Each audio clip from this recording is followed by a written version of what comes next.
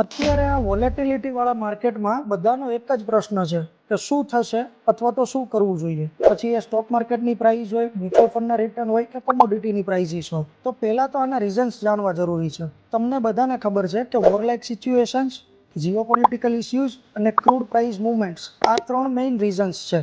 હવે વાત કરીએ કે શું કરવું જોઈએ. તો સૌથી પહેલા તો ખોટી અફવાઓ, હેડલાઇન્સ કે નોઇઝથી દૂર રહેવું જોઈએ. ડરવા અને ડર ફેલાવવા કરતા સેલ્ફ અસેસમેન્ટ કરવું જોઈએ કે શું આ બધું આપણા કંટ્રોલમાં છે? નહીં. શું આપણાથી આ સિચ્યુએશન્સમાં કોઈ ફેરફાર થઈ શકે એમ છે? નહીં. તો આપણે વિચારીએ કે શું લાંબા સમય સુધી આ બધું આમ જ ચાલ્યા કરશે? નહીં.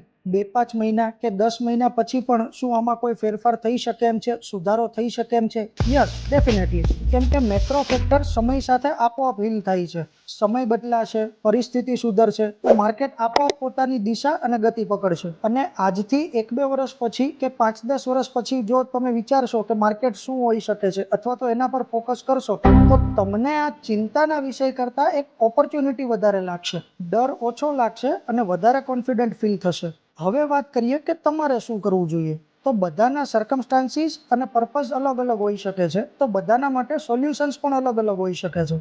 જો તમે ટાઈમ પાસ ઇન્વેસ્ટર છો અથવા તો શોર્ટ ટર્મ ઇન્વેસ્ટર છો અથવા તો ઓકેશનલી ટ્રેડ કે ઇન્વેસ્ટ કરો છો તો તમારે હાલ પૂરતું આ માર્કેટથી દૂર રહેવું જોઈએ.